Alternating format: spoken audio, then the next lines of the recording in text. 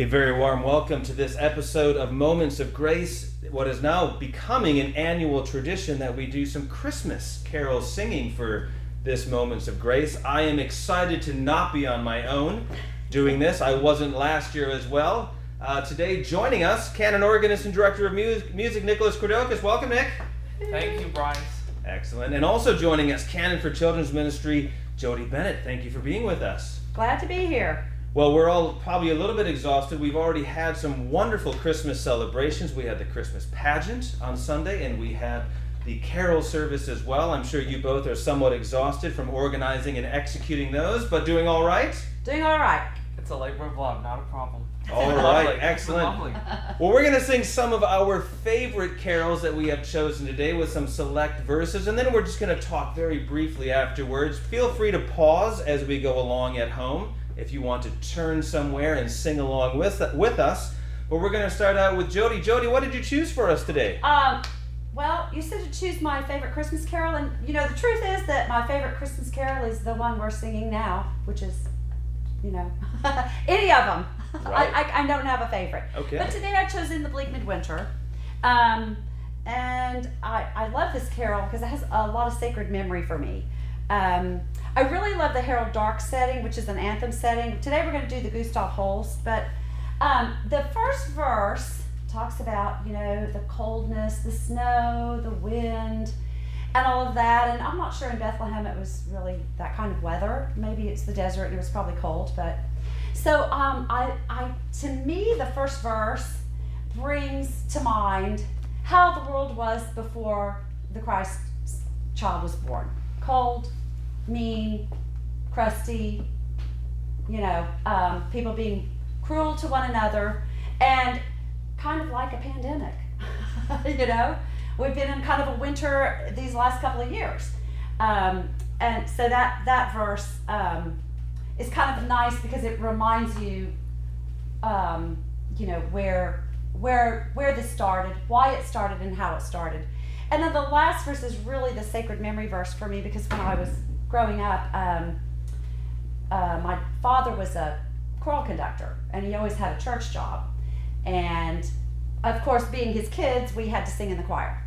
And so one Christmas, he scribbled out a harp accompaniment for me. And my brother sang the last verse. So it was sister and brother on the last verse in church that year. Oh, we did it a few other years too until his voice changed, but that has some really wonderful spiritual memory for me. And anytime I hear that last verse, I'm like, hi Brad, wherever you are, hi, you know. So anyway, that's my reason for choosing it. I love it. I love it as a hymn. I love it as an anthem. It's always a warm feeling for me. Excellent, thank you. This is going to get us off to a good start. Verses 1 and 4, if you're playing along at home, let's sing it.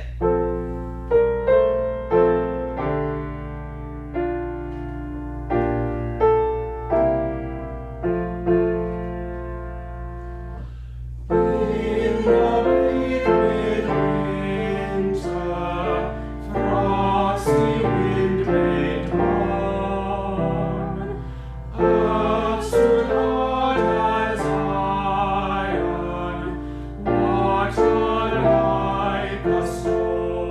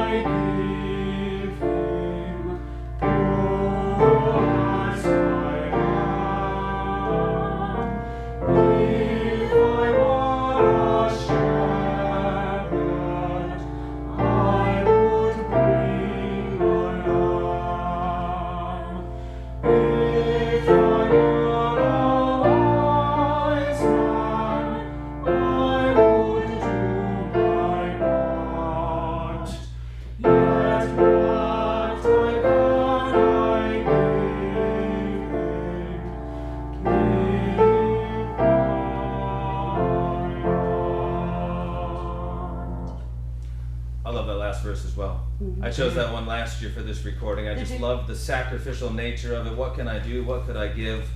But ultimately, in the end, give my heart, which is a wonderful way for us to look at Christmas and the gift of the Christ child to all of us. Thank you for that, Jodi. That's a great start. That also circles all the way back to the first verse, too, to me, in a way. Yeah, Thanks. absolutely.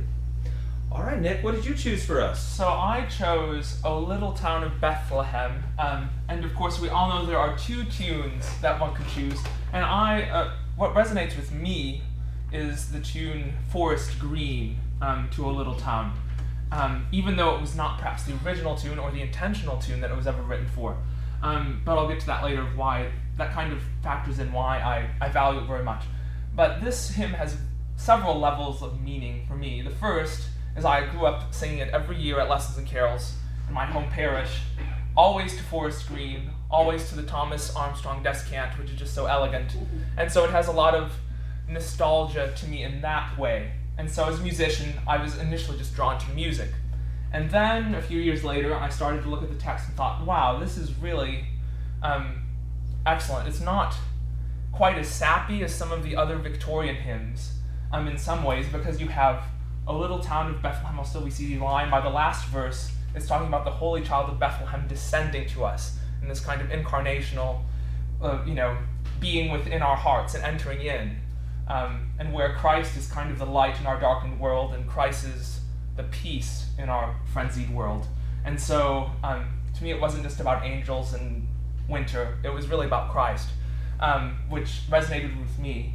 And then the next layer of meaning was what I discovered a few years ago, was that this is kind of the quintessential Episcopalian kind of Christmas carol, because it was written by Phillips Brooks, who was an American rector in Philadelphia and then long time in Trinity Church in Boston.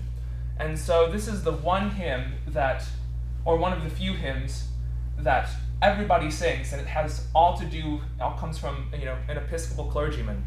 And the English sing it like it's their own as well, but it's really our text. And the English sing it to their folk tune, Forest Green. So to me, it also represents this beautiful marriage of the Anglican communion of American text, English tune, that just sound like they were always meant to be together. So that's part of the meaning to me. Excellent. Wonderful bridge here for Christmas. Which verses are we singing for those playing along at home? We'll sing verses 1 and 5. All right.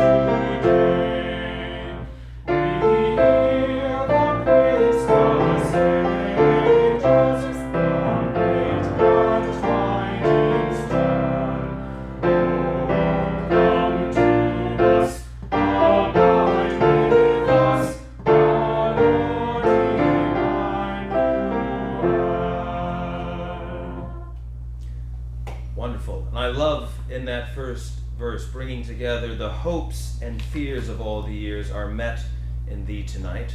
We probably think mostly of the birth of the Christ child of being our hope, but that gospel message that rings out from the beginning of the Gospels to the ends, do not be afraid, do not fear, and how the Christ child is announced of do not be afraid, and how that resonates all the way through to the empty tomb as well. do not be afraid. And so bringing all of that together, and absolutely, I was reminded that I had never sung "O Little Town of Bethlehem" to that tune until I moved to England and joined the Church of England. And I was like, oh, what is this? I've never sung this to this before. So wonderful bringing that together as well. Yeah. Thank you very much. All right, we're going to close with my choice of "Away in a Manger." And this is kind of a great bridge for me, because throughout the week I do a bit of work with our little school. And this is one of those that we actually get to sing with them. And of course, it goes all the way back to my childhood. If you ask me which song did we sing in Sunday school all the time during Christmas time, which song do I remember, which song can I probably sing without any of the words in front of me for Christmas, this would be the one, "Away in a Manger." But also a great bridge for me this year, because I'm doing a memorial service next week in Christmastide, and our final hymn for that funeral service is going to be "Away in a Manger." Why? Well, I think we will see how appropriate it is, that third verse that we are going to sing next week. And so it's a great bridge for me for kind of my whole ministry these days, from the little ones all the way to doing a memorial service next week as well. And this hymn captures all of that. So we are going to sing verses 1 and 3 of "Away in a Manger."